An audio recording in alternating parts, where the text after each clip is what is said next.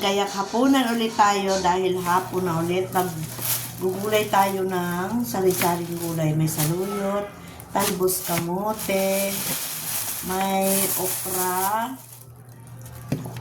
yan, kalabasa, may sitaw, at patola. Ibubulang lang ko, guys. Ibubulang lang ko yan, mga kananay. Ayan, magulay-gulay tayo.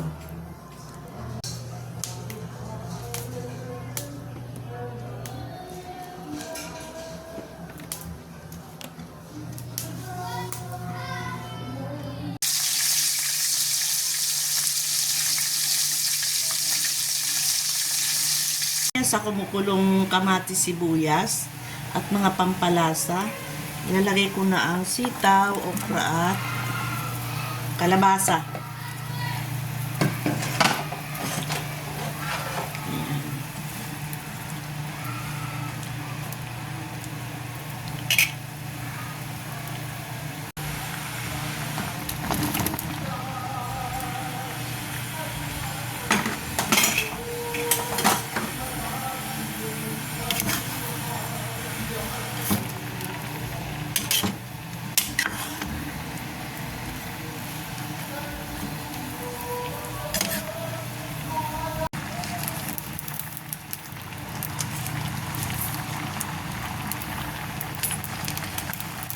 Lagay na natin yung saluyot at talbos kamote.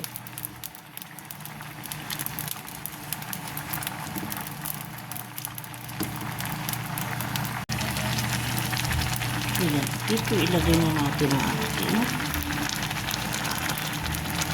pritong isda.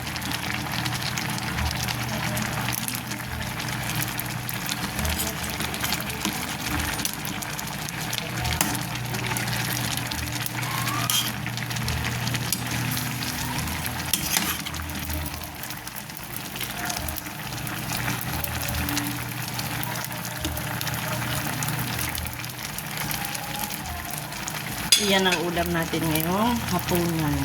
Thank you for watching.